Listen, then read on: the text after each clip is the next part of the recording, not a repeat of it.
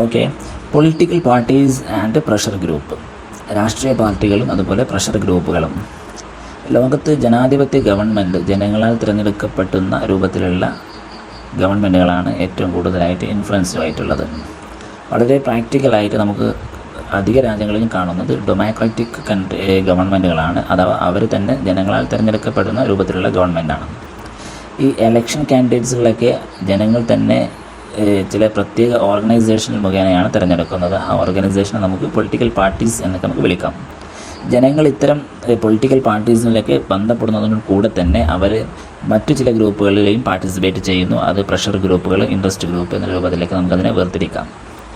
Next, political parties meaning and characteristics. അതിൻ്റെ അർത്ഥം എന്താണ്, അവരുടെ സ്വഭാവം, ഫീച്ചേഴ്സ് എന്തൊക്കെയാണെന്ന് കുറിച്ച് നമുക്ക് ചെറുതായിട്ട് ചർച്ച ചെയ്യാം. First of all, why do we need political parties? എന്തുകൊണ്ട് നമുക്ക് പൊളിറ്റിക്കൽ പാർട്ടീസ് അനിവാര്യമാണ്? ഈ പൊളിറ്റിക്കൽ പാർട്ടീസ് എന്നുള്ളതാണ് ഒരു ഗവൺമെൻറ്റിനെ കൃത്യമായിട്ട് അനിവാര്യമായിട്ടുള്ളൊരു ഘടകമായിട്ട് നമുക്ക് മനസ്സിലാക്കാൻ സാധിക്കുന്നത്. കാരണം ചില രാജ്യങ്ങളിലൊക്കെ ലിബിയ, ഒമാൻ, ഖത്തർ, അതുപോലെ യുണൈറ്റഡ് അറബ് എമിറേറ്റ്സ് ഒത്തിരി സ്ഥലങ്ങളിലൊന്നും ഇത്തരം ഗവൺമെൻറ്റുകൾ, ഡെമോക്രാറ്റിക് ഗവൺമെൻറ്റുകളില്ലാത്ത രാജഭരണമുള്ള ചില രാജ്യങ്ങൾ നമുക്ക് കാണാൻ സാധിക്കും. അപ്പോൾ അതുകൊണ്ട് തന്നെ ഇത്തരം ഡെമോക്രാറ്റിക് ആയിട്ടുള്ള ഒരു ഇത് വേണമെന്നുണ്ടെങ്കിൽ ഇത്തരം പൊളിറ്റിക്കൽ പാർട്ടീസ് അനിവാര്യമാണ് എന്നർത്ഥം. Meaning of A political party എന്താണ് അർത്ഥമാക്കുന്നത്? A political party is generally described as an organised body of the people. മേൽ പറഞ്ഞതുപോലെ ജനങ്ങളാൽ നിർമ്മിക്കപ്പെടുന്ന ഒരു ഓർഗനൈസ്ഡ് ബോഡി ഓഫ് പീപ്പിളാണ്. അവരുടെ കോമൺ ആയിട്ടുള്ള പ്രിൻസിപ്പിൾസ്, അതുപോലെ അവരുടെ പ്രധാനപ്പെട്ട ഗോൾസ് നേടിയെടുക്കാനൊക്കെ ഇവരെ ഈ പൊളിറ്റിക്കൽ സിസ്റ്റമാണ് അവർ ഉപയോഗിക്കുന്നത്. പിന്നെ പൊളിറ്റിക്കൽ പാർട്ടിയെ വിശദീകരിച്ചുകൊണ്ട് ഗിൽക്രിസ്റ്റ് ഡിഫൈൻ ചെയ്യുന്നത്, പൊളിറ്റിക്കൽ പാർട്ടി എന്ന് പറഞ്ഞിട്ടുണ്ടെങ്കിൽ ജനങ്ങളുടെ സിവിലൈസേഷൻ്റെ ഒരു ഓർഗനൈസേഷനാണ്.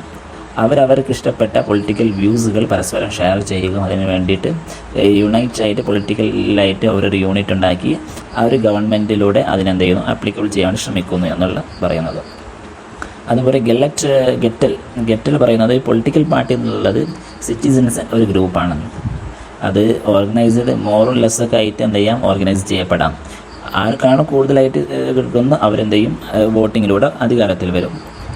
അവർ ഗവൺമെൻറ്റിനെ കൺട്രോൾ ചെയ്യും. അവരെന്ത് ചെയ്യും, ജനറൽ പോളിസികളൊക്കെ അവരെയും അവിടെ നടപ്പിൽ വരുത്തും. സാധാ ഇലക്ഷനിലുള്ള ഒരു രൂപത്തിലൂടെ പറഞ്ഞു നടത്തും. ഇനി ഒരു പ്രധാനപ്പെട്ട ക്യാരക്ടറിസ്റ്റിക്സ്, സ്വഭാവ ഗുണങ്ങൾ എന്തൊക്കെയാണെന്നുള്ളത്. ഒരു പൊളിറ്റിക്കൽ പാർട്ടി എന്നുള്ളത് നമ്മൾ പറഞ്ഞതുപോലെ ഓർഗനൈസ്ഡ് ഗ്രൂപ്പ് ഓഫ് പീപ്പിൾ. അവർ വിശ്വസിക്കുന്നത് in common principles and common goals. അതാണ് ഒരു പൊളിറ്റിക്കൽ പാർട്ടീസിൻ്റെ പ്രധാനം. ഏതൊരു പൊളിറ്റിക്കൽ പാർട്ടിക്കും അവരുടെ പ്രധാനപ്പെട്ട പ്രിൻസിപ്പിൾസ് ഉണ്ടാകും, അതുപോലെ അവരുടെ പ്രധാനപ്പെട്ട ഗോൾസുകളും കാണാം. It objects revolve around the seeking political power through collective effort. അവരെല്ലാ പ്രവർത്തനങ്ങൾ ചെയ്യുന്ന സമയത്തും ഇതിനെ ഫോക്കസ് ചെയ്തിട്ടായിരിക്കും, ഈ ക്യാരക്ടറിസ്റ്റിക്സിനെ ഫോക്കസ് ചെയ്തിട്ടായിരിക്കും അവർ മുന്നോട്ട് പോവുക. അത് തന്നെ അവർ win power it translates a declared objective into the government policies. അവർ അധികാരത്തിൽ വരുന്ന സമയത്ത് അത് ഗവൺമെൻറ്റിലൂടെ അവരെന്ത് ചെയ്യും, ജനങ്ങളിലേക്ക് അത് അപ്ലിക്കബിൾ ആക്കാൻ ശ്രമിക്കും. ഈ political parties functions and roles. അവരുടെ ഫങ്ഷനും റോൾ എന്തൊക്കെയാണെന്നുള്ളതാണ്.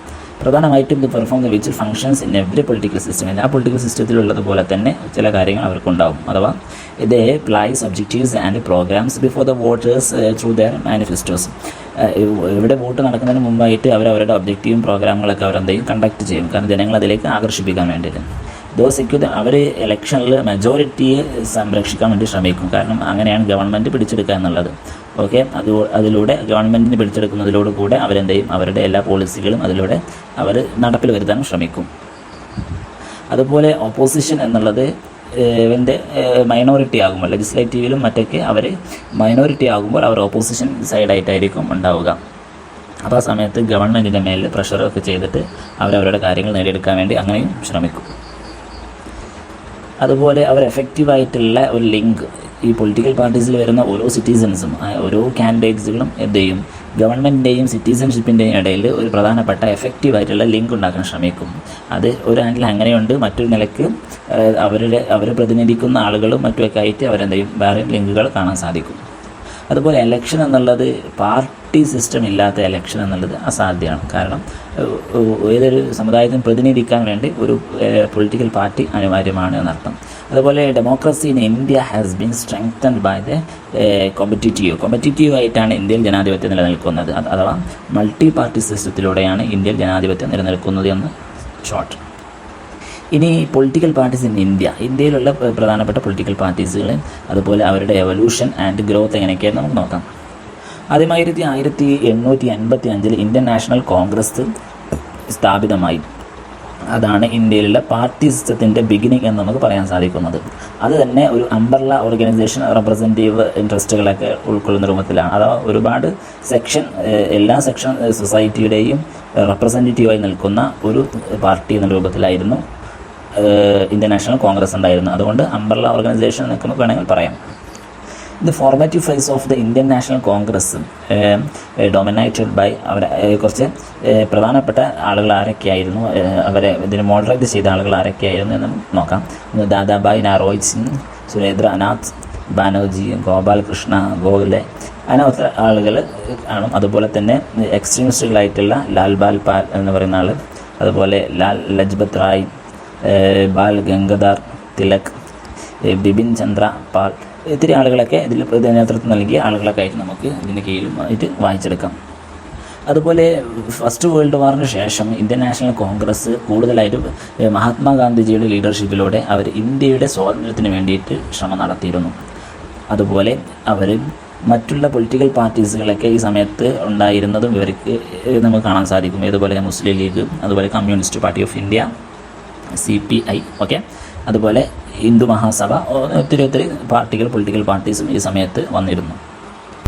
ആഫ്റ്റർ ഇൻഡിപെൻഡൻസ്, അങ്ങനെ സ്വാതന്ത്ര്യം നേടിയതിന് ശേഷം 1947 Indian National Congress transferred as a political പാർട്ടിയായിട്ട് അത് മാറുകയാണ് ചെയ്തത്. അഥവാ പൊളിറ്റിക്കൽ പാർട്ടീസിൻ്റെ ഡൊമൈൻ എത്രത്തോളം എന്ന് വെച്ചിട്ടുണ്ടെങ്കിൽ 1967 വരെ, അഥവാ 20 വർഷത്തോളം നീണ്ടു നിൽക്കുന്ന ഒരു വലിയ ഡൊമൈൻ INC നേടിയെടുത്തു എന്നുള്ളതാണ്. അതിങ്ങനെ തുടർന്നുകൊണ്ടേയിരുന്നു. അഥവാ 52, 57, 62, 67 ഇതുവരെ കോൺസ്റ്റൻ്റ് ആയിട്ട് ഇങ്ങനെ ഓൾമോസ്റ്റ് സെൻട്രലൈസ് ചെയ്തുകൊണ്ട് എല്ലാ സ്റ്റേറ്റുകളിലും മൊത്തത്തിലായിട്ട് INC ഇന്ത്യൻ നാഷണൽ കോൺഗ്രസ് അധികാരത്തിൽ വന്നു എന്നുള്ളതാണ്. ഈ ഒരു പീരീഡിനെ നമുക്ക് വേണമെങ്കിൽ വൺ പാർട്ടി ഡൊമൈൻഡ് സിസ്റ്റം എന്ന് വേണമെങ്കിൽ വിളിക്കാമായിരുന്നു. കാരണം കോൺഗ്രസ് തന്നെ എല്ലാ മജോറിറ്റികളും ജയിക്കുന്ന ആ ഒരു സിസ്റ്റം. അങ്ങനെ 1967 ശേഷം party system in India has been constantly flex ആയിട്ടുണ്ട്. കുറച്ച് ഇടർച്ചകൾ സംഭവിച്ചിട്ടുണ്ട്. 77 ആയപ്പോൾ തന്നെ 2 പാർട്ടി സിസ്റ്റത്തിലേക്ക് Indian National Congress and Janata party എന്നുള്ള 2 പാർട്ടികളായിട്ട് ഇന്ത്യയിൽ രൂപപ്പെടുകയും ചെയ്തിട്ടുണ്ട് 1977. Okay, note the point. ഈ ജനതാ പാർട്ടിയാണ് പിന്നെ കോളിയേഷൻ ഗവൺമെൻറ് ഉണ്ടാക്കുന്നത്. അഥവാ കോൺഗ്രസ് ഓയുമായിട്ട് 2 പാർട്ടികൾ ചേർന്നിട്ടുള്ള ഒരു സഖ്യത്തിനാണ് കോളിയേഷൻ എന്നൊക്കെ നമുക്ക് പറയാം. അഥവാ Jana Sangh, the socialist and Bharatiya Lokdal, അതുപോലെ the Congress for Democracy split in 2 different factions. അപ്പോൾ ഓരോ പാർട്ടികളും പല സ്പ്ലിറ്റ് ആയിക്കൊണ്ടിരിക്കുന്നതും ഈ സമയത്ത് നടന്നിട്ടുണ്ടെന്നർത്ഥം. അതുപോലെ ജനത എന്നുള്ളത് തന്നെ സ്പ്ലിറ്റ് ആയിട്ടുണ്ട്. അതിനുശേഷം വീണ്ടും വ്യത്യസ്തമായിട്ട് അഡ്വാൻറ്റേജുകളിൽ Congress which was return to the power at the centre 1980 തിരിച്ചു പിടിച്ച സമയത്ത് ജനത സ്പ്ലിറ്റ് ആയിട്ടുണ്ട്. ആര് തിരിച്ചു പിടിച്ചു? കോൺഗ്രസ് തിരിച്ചു പിടിച്ച സമയത്ത്. അതുപോലെ തന്നെ ആൻഡ് റിമെയിൻ ദെയർ യൂണിറ്റ് ഇതിങ്ങനെ തുടർന്ന് വന്നിട്ടുണ്ട് അൻറ്റിൽ 1989. കാരണം അതിന് ശേഷം വീണ്ടും NDA തിരിച്ചു പിടിക്കുന്നു. ഓക്കെ, NDA UPA എന്താണെന്നുള്ളത് പറയാം. 1999 ആയപ്പോഴേക്ക് കോളിയേഷൻ ഗവൺമെൻറ്, അഥവാ 2 സഖ്യങ്ങളൊക്കെ ചേർന്നിട്ടുള്ള രൂപത്തിലുള്ള ഒരു ഇത് ഉണ്ടായി. അഥവാ കോളിയേഷൻ ഗവൺമെൻറ്റ്സ് അലയൻസ് എന്നൊക്കെ നമ്മൾ ഈ കാലത്ത് വിളിക്കും. അഥവാ നാഷണൽ ഡെമോക്രാറ്റിക് അലയൻസ് NDA എന്നുള്ളത്, അഥവാ led by the Bharatiya Janata party, BJP നയിക്കുന്ന NDA എന്ന് നമുക്ക് പറയാം.